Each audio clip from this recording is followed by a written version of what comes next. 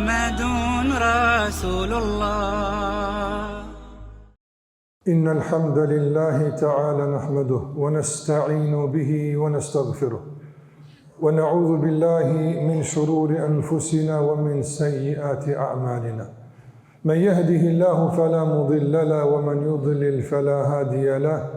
أشهد أن لا إله إلا الله وحده لا شريك له وأشهد أن محمدا عبده ورسوله ثم أما بعد. Të gjitha falenderimet, lavdërimet, adhurimet tona të kujnë vetëm Allahut të madhruar, të falenderojmë dhe vetëm prej tij ndihmë dhe falje kërkojmë, dëshmoj se nuk meriton të adhurohet me të drejtë askush pas Allahut, i cili është një dhe i vetëm, dhe dëshmoj se Muhamedi alayhi salatu wassalam është rob dhe dërguari i tij i fundit. Të nderuar vëllezër besimtar, kemi përmendur se në jetën e njeriut është shumë e rëndësishme thirrja. Qoftë në aspektin e atij që e thirr, dhe qoftë në aspektin e përmbajtjes për çka thirrët, dhe në aspektin e zbatimit të kësaj thirrje. Njeriu domosdoshmë do t'i përgjigjet ndonjë thirrje në këtë dunjë. Dhe varësisht nga këto përgjigje, realisht merr edhe orientimin e jetës së tij. Andaj shumë është më rëndësi që njeriu të dinë kujt i përgjigjet, të përcakton burimet e sigurta të thirrjeve që duhet i përgjigjet. E për neve si besimtar, burimi elementar, kryesor, për t'ju përgjigje është shpallja e Zotit mëdhenuar. Ti përgjigjemi Allahut dhe ti përgjigjemi thirrjeve të Muhamedit sallallahu alaihi wasallam.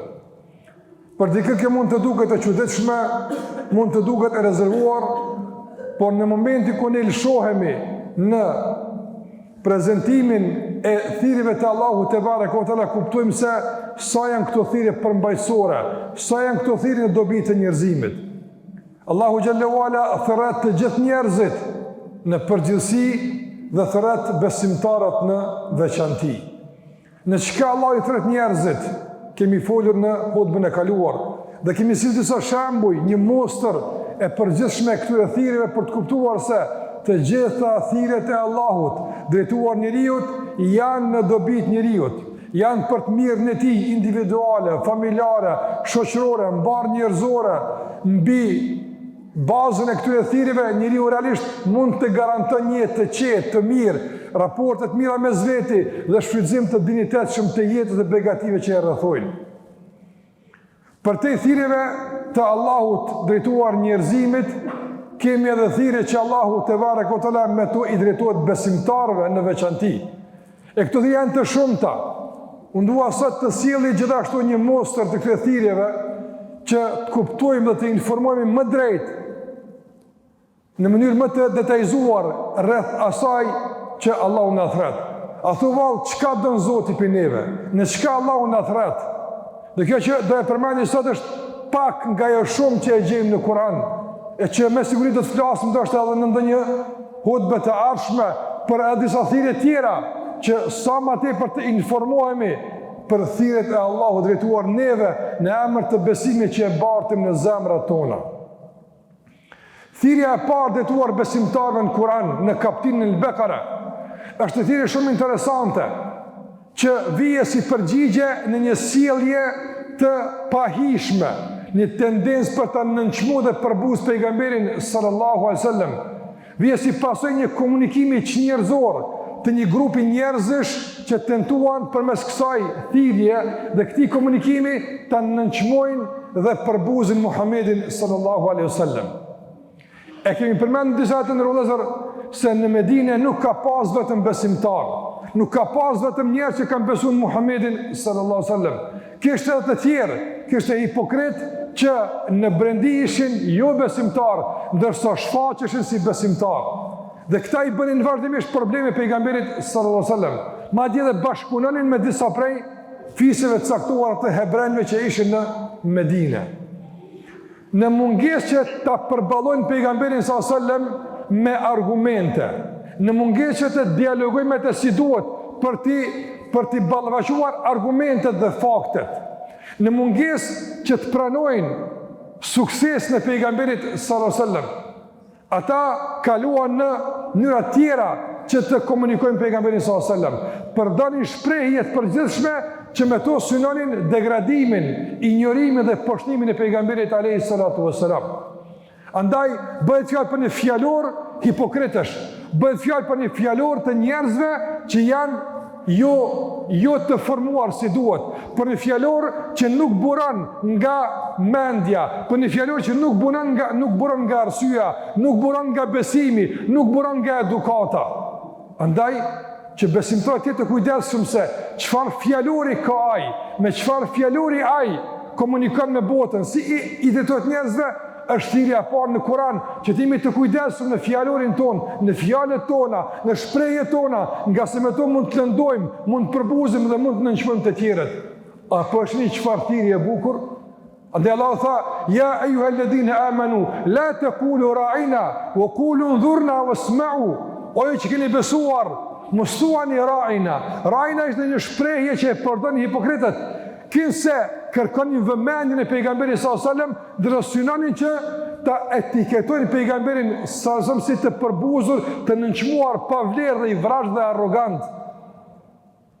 Dhe sallallahu tha: "Mos thuni si ata, po thuni kur keni nevojë që pejgamberi të thotë undurna, o i dërguari i Allahut, mundsi pak vëmendje për mua, kam me të pyet diçka kështu më radh." Andaj, edukata e komunikimit, ndërtimi i raporteve të sinqerta mes njerëzve, është thirrja e parë që Allahu xhallahu o ban njerëzve në Kur'an.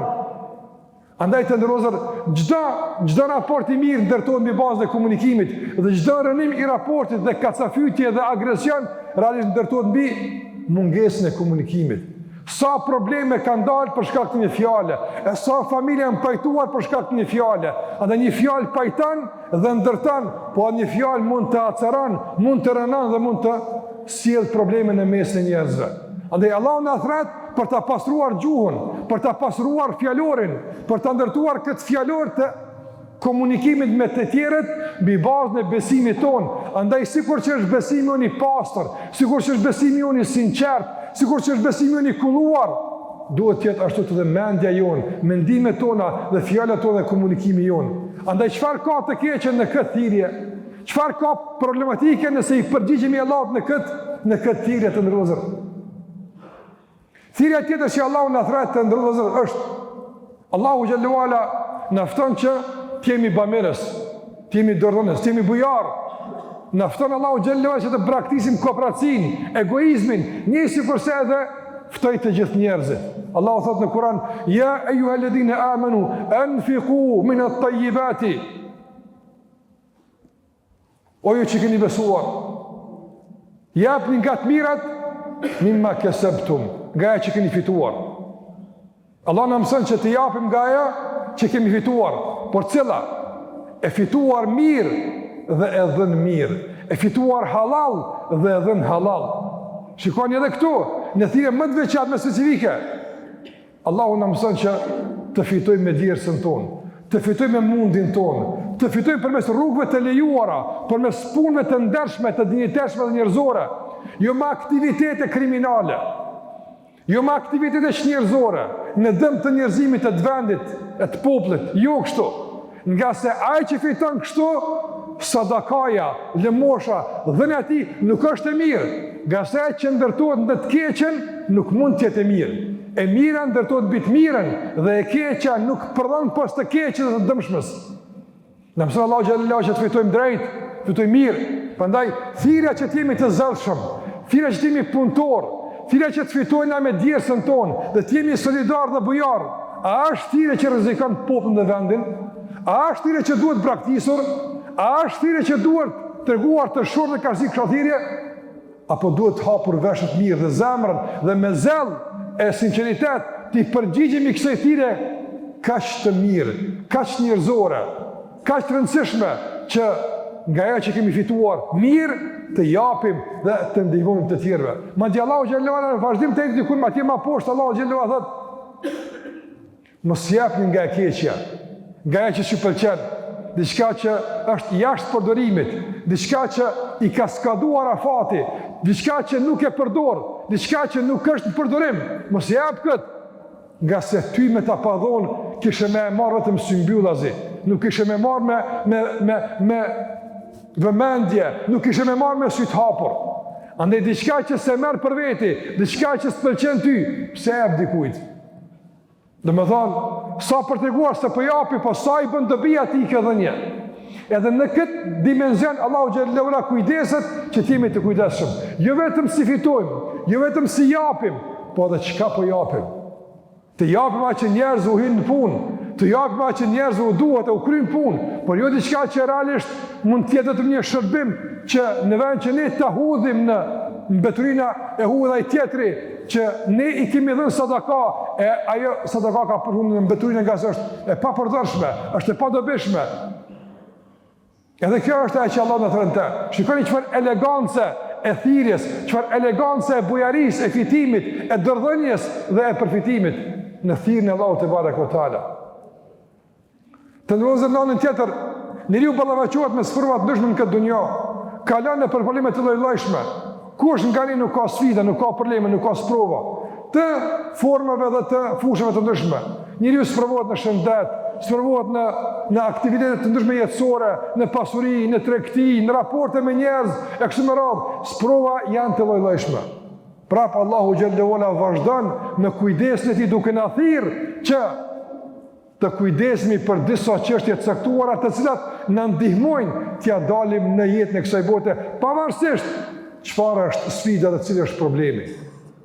Allahu thot: "Ya ayyuhalladhina amanu", prap ajo që keni besuar në emër të besimit, "Ya ayyuhalladhina amanu ista'inu bis-sabri was-salat", ajo që keni besuar, ndihmoni që t'ia delni në këtë dunjë me sprova, me sfida, me probleme, me pengesa të lloj-llojshme, ndihmoni me durim dhe me namaz.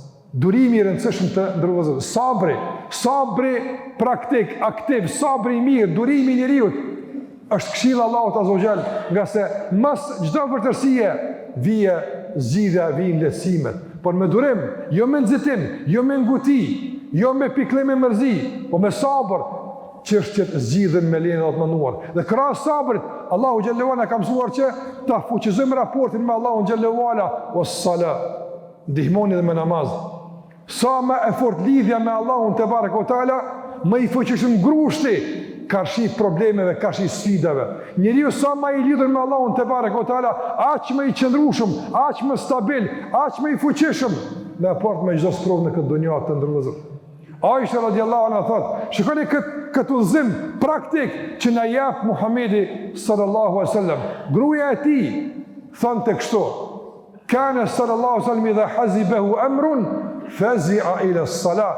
I dërguari sallallahu alaihi wasallam kur ngarkoi me ndonjë punë, kur e kaplonte ndonjë breng, çfarë bënte? Nxitonte namaz. Lidhe me Allahun xhallahu ala, nga sa aty është zgjidhja, aty është shkarkimi, aty është pushimi, aty është qetësia, aty është zgjidhja tek Allahu te barekuhu, tek namazi, tek lidhja me Allahun xhallahu ala.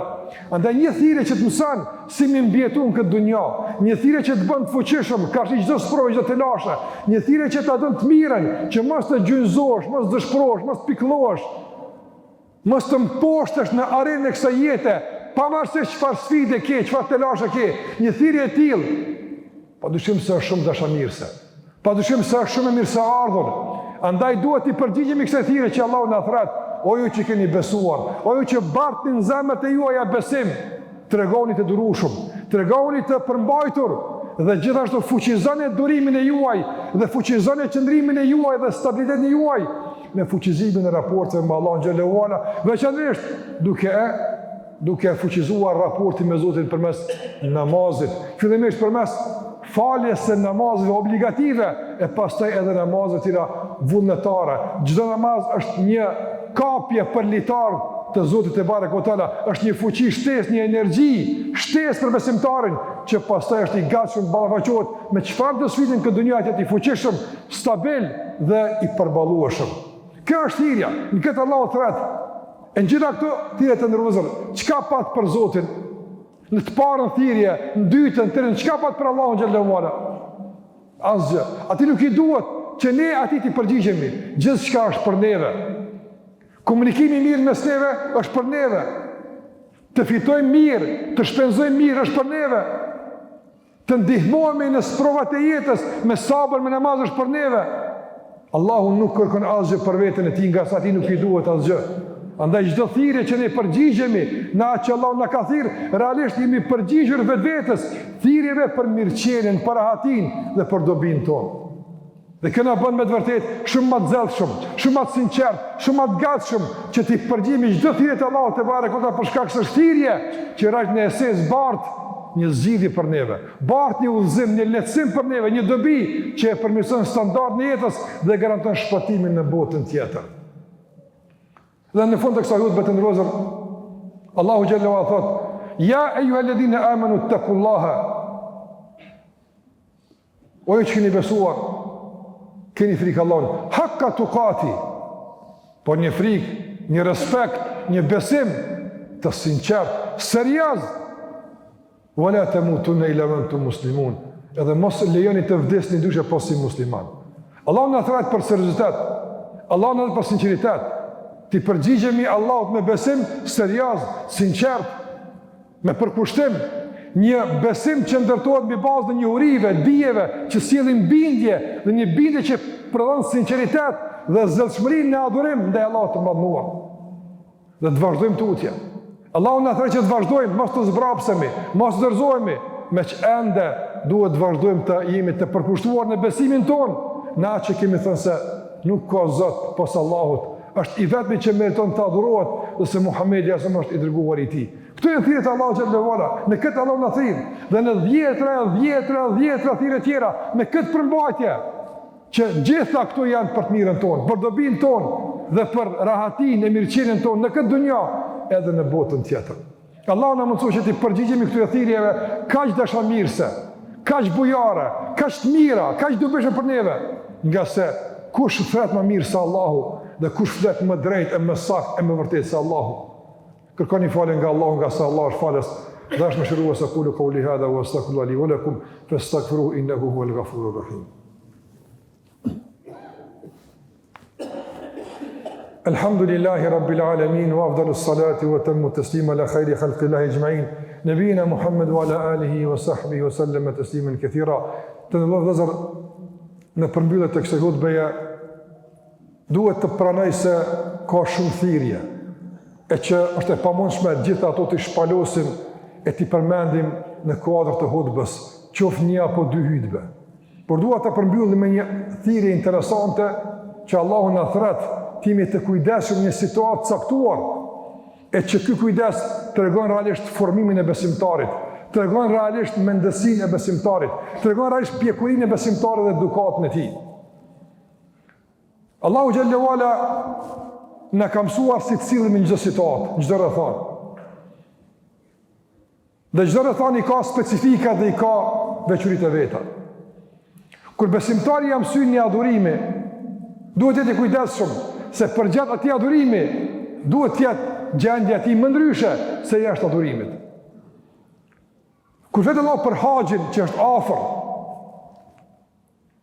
tashmë në fund të këtij në muaj të ardhshëm, muaj të pesësh, haxhilerët e regjistruar nisën për haxh. Allahu a lehtësoft e ju ndihmoft. Nga rregullat e haxhit, Allahu ka përmendur se haxhiut nuk i lejohet gjahu. Sot nuk është kjo diçka e mundshme. Po në të kaluarën, njerëz me karavan ka kaluar nga shkëtirët e shumta, ka mujt me ndonë një nga kafshët që janë për gjyeti. Jo bakti, jo lop, dele apo deve. Flas për ato që janë për gjah, për gjyeti që hatë mishi tyne, e që jetojnë të lira në hapësirët e shkëtirës. Allahu xhallahu ala tha me që e keni veshur petkun e bardhë, petkun e besimit, petkun e adhurimit, nuk lejo të derdhë një gjak, qofte edhe ai gjak i kafshës së lirë në natyrë, që është për ushqimin e juaj. Ja ejuhalladhina amanu, o ju që keni besuar, në emër të besimit, la taqtulu sayda wa antum hurum, o ju që keni besuar, mos e mbytni gjahun, atë që e keni për gjyeti, duke qenë të veshur në ihrama. Do me thonë, në situata të këtilla, edhe një gjak i këtilla është indaluar. E mos flasu kur besimtar vesh petkun e tij të haxhit dhe vesh petkun e jetës, si duhet të jetë kujdesi për gjakun e njeriut, që është krijesa më e privilegjuar, më e ndershme Allahu te barekutaala. Nëse gjaku i një drenushe, gjaku i një lepuri i ndaluar në kohën e haxhit, zban aktivitet haxhit nga si në adhurim. Çfarë flasim për gjakun e njeriut, që në vazhdimsi ti i vesh me petkun e besimit, me çfarë drejtë e der gjakun e njerit? Sa ka argument që Allah na thret që të ruhemi nga gjaku, nga se gjaku është barë e rënd, gjaku është mëkat i madh, gjaku është pasojë e rënd, është dënim i rënd. E që fatkeqësisht sot po shohim apo dëgjojmë raste jo të rralla të vrasjeve të ndryshme, dhe kur shohim për motive të jetë banale, për motive të jetë të ulta, privohet dikush nga jeta, apo privohet dikush nga prindi i tij, privohet dikush nga burri i saj, dikush privohet nga vllau, nga motra e kështu me radhë. Për çfarë arsye? Për çfarë arsye? Pse ndodh kjo? Për shkak se nuk kemi përgjigj si duhet thirrjeve të Allahut Azza wa Jall. E është shumë absurde të ndrozur. Shumë absurde është që dikush të tenton në çfarë do lloj mënyre që në emër të përgjigjës ndaj Allahut të vret njerëz të pafajshëm, të derë gjakun e njeriu të. Të ndrozur, Bashkia Islame ka shpreh indinjatën e saj dhe ka kërkuar nga gjithë imamët e Republikës së Kosovës që sot të thënë dy fjalë lidhe me disa informata që po qarkullojnë në media tona, ende të paverifikuara. Andaj ne duhet jemi të rezervuara, të kujdesshëm në përdorimin e informatave të tilla. Por në aspekt të preventivës themi se kushdo që tenton me motive fetare të privon dikën nga jeta e tij, ta dinë se nuk i është përgjigj Allahut te barekuhu teala. Dhe kushdo që tenton që një vrasje që mund ta ketë bëndën e besimtarit caktuar, ta keq përdorë të jep kondicion fetare, të themi se e ke njollos fen ton dhe ke shpifur dhe ke akuzuar për ne, nga se kjo nuk është përgjigja e njeriu që Allahu ka thirrë. Allahu nuk na ka thirrë që të vritemi, por Allahu na ka thirrë që të mundësim jetën. Prandaj vrasja e zyrtarit policor në Kaçanik të ndjerit, Allah më shëroft, Muhammed Likës është një shembull të vëllezër i asaj që po flasim në vazhdimsi, që duhet i përgjigjemi Allahut te barekuhu teala me dije, jo me eufori dhe emocione. Ne nuk e dimë epilogën përfundimtar, por ne thrasim që të jemi të kujdesshëm në çdo etiketim, të jemi të kujdesshëm në çdo lëvizje. Nëse vërtetohet, themi se bëhet fjalë për përgjigje dikujt tjetër jo Allahut Azza wa Jall. Por të jemi të kujdesshëm se jo rrallëherë janë përdorur fjalë, shprehje, simbole të caktuara për të mbuluar një krim të caktuar, një tmet të caktuar, një shkelje të caktuar. Të jemi të sinqertë, të jemi vigjilantë të kujdesshëm. Ne e dimë në çka thret feja jonë, ne e dimë në çka thret udhëzimi jonë. Andaj të ndërlozur, njerëz që punojnë për sigurinë tonë, të gjitha institucioneve dhe instancave, janë njerëz që duhet përkrahur, janë njerëz që duhet ndihmuar, nga se në fund ditës kujt i kontribon aktivitetit tyre neve. Ata punojnë për sigurinë e fëmijëve tonë në shkolla, ata punojnë për sigurinë tonë në rrugët tona, në shtëpiat tona, në punët tona, kudo që jemi. Një njeri që realisht është i përkushtuar për sigurinë tonë, nuk duhet lënduar as me fjalë, deri më me dorë apo me armë, Allahu na ruaj. Dhe kjo është një diçka, një praktikë që shpresoj të jetë rast i rrallë, e jo të qëndrohet në diçka që na shqetëson, na brengos. Madje kushdo për te këtij që mund bën vepra të tilla, duhet që të mobilizojmë shoqërinë, ta luftojmë, nga se në asnjë rrethon nuk na ka hije vrasja mes vete. Në asnjë rrethon nuk na ka hije drejtimi i armës, karshi njeriteti, për shkak se të ndërlozur mjaft jemi të vrarë. Sa kemi të pagjetur ende, sa kemi të pavarosur ende, sa kemi ende viktima të luftës, të fushave të ndryshme, ende plagë që rrjedhin dhimbje, mjerim e vuajtje, ende. A meritojmë edhe plagë tjera kja shkaktojnë njëtetet? A pak plagë në shkaktoj armiku? A pak plagë për në shkaktojnë në vazhdimësi duke tentuar që shtetin tënë të zhbën, e të na bën ju funksional, e të na pengon në çdo zhvillim të batutjeshëm? A pak është kjo që duhet tash të ndihmojmë në forma tjera? Mendoj që një njeri mend që nuk bën punë tilla, mos flas për një besimtar i cili ka vendosur të përgjigjet Allahut i cili thret për jetë, për bashkëpunim, për mirëkuptim, për komunikim të mirëfillt. Ai Allah i cili na mëson që me një fjalë mos ta lëndojmë dikën. Shikoni, mos thuni rajna, po thuni undhurna. Kujdes, bëuni elegant në shprehje. Ky musliman i edukuar, i formuar në elegancën e komunikimit. A thua vallë në fundiz mund ta ngri armën ta vron dikën? E pamundshme. Përveç se kur bëhet fjalë për të mbrojt pragun e shtëpisë së tij kundër armikut dhe vendin e tij, dhe kjo është e dëshmuar dhe do dëshmojë sa të ka nevojë. Por asnjëherë besimtari nuk ka plumb për besimtarin. Asnjëherë besimtari nuk ka plumb për popullin e tij dhe për njerëzit e vendit të tij. Madje as për tjerët që janë të pafajshëm, për shkak se na ka mësuar Allahu te barekuhu teala që të bashkëpunojmë, të duhemi, jo të luftojmë, të urrehemi, e të bëjmë punë të tilla që janë të pahishme e na turpnojnë para të tjerëve, për faktin se gjaku që përjedh nuk qenë ka veç ai shkaktuar nga armiku, po edhe vet pas ket ende etje për ta derë gjakun e njeriu, Allahu na ruaj. Kujdes me gjakun, të ndërrohet. Kujdes me gjakun, nga se gjaku në dunia mund të shlyhet, mund të fshihet nga vendi i krimit. Njëri mund të vuan e dënimi këtë dunia dhe del nga burgu, mund ndodhë shtu. Po çka e thë Allahu azza wa jall?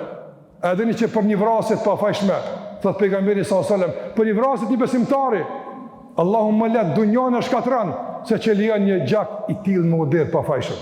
Të ndërrohet, gjaku është i shenjtë, gjaku është i shtrajt, kujdes në këtë aspekt, nga se pasojat janë të rënda në dunja, mos flasim për ahiret. Allahu xhallahu ala mëson që ti përgjigjemi thirrjeve të Allahut te barekuhu teala. Ti përgjigjemi thirrjeve për të ndërtuar, jo për të shkatërruar. Thirrje për të dhënë jetë, jo për të marrë jetë. Thirrje për të dhënë e për të kontribuar, jo për të marrë kuptim të pangopsisë e lakmisë. Thirrje për të lidhë, jo për të përçarë. Nga se gjitha këto janë thirrje që duhet të përgjigjemi, e gjitha këto i kemi në fjalët e Allahut te barekuhu teala dhe në fjalët e Muhamedit sallallahu alaihi wasallam. Allah më shiroft zyrtarin që ka vdek, që është vrarë padrejtisht, dhe çdo kush që është vrarë e ka vdek, ka besimtarët, Zoti më shiroft. Allahu dhimbjen familjar u lehtësoft. E Allah na mëson që të jemi një grosht i fuqishëm kundër çdo krimi, dhe çdo tendencë për ta përdor fen, kombin, flamurin, çka do qoftë, në emër të legjitimimit të krimeve të caktuara, nga se kjo nuk shkon tek ne. Nuk shkon tek ne, nga se ne dim çka është feja, dim çka është kombi, dim çka është gjuha, dim çka është kultura e tradita, nga se kemi sot, po kemi sheku me herët me radhë. Allahu xhallahu ala u zot në rrugën e drejtë, e përmirësoft Allahu gjendjen tonë, e largoft Allahu krimin nga vendet, nga rrugët, nga shtëpiat tona. Allahu xhallahu ala bëj që të mbizotron dhe dominon tek ne liria, rahatia, siguria. Allahu e shpërbleft, e ndihmoft çdo këtë që realisht dhe sinqerisht për kujdeset për lirinë, për sigurinë dhe mirëqenien dhe rahatinë tonë. Allahu te barekuhu te na ndihmoft kundër çdo armiku, kundër çdo keqadashës i cili lufton kundër lirisë, kundër sigurisë, rahatisë tonë, qoftë në familjet tona apo në shoqërinë tonë. Allahu xhallahu ala i shëroft të smurit tonë, i ndihmoft çdo njeriu në brenga, në hallë, në pikrime që është. Allahu xhallahu ala i mëshiroft të vdekurit tonë e na bashkoft bashkë me ta në xhennet. Inna Allahu wa malaikatahu yusalluna ala nabi ya ayyuhalladhina amanu sallu alayhi wa sallimu taslima. Allahumma salli ala Muhammadin wa ala ali Muhammad kama sallaita ala Ibrahim wa ala ali Ibrahim innaka Hamidun Majid. Allahumma barik ala Muhammad wa ala ali Muhammad kama barakta ala Ibrahim wa ala ali Ibrahim innaka Hamidun Majid. Ibadallah, inna Allaha ya'muru bil adli wal ihsani wa ita'i dhil qurba wa yanha 'anil fahsha'i wal munkari wal baghi ya'idhukum la'allakum tadhakkarun. لا إله إلا الله لا إله إلا الله لا إله إلا الله محمد رسول الله.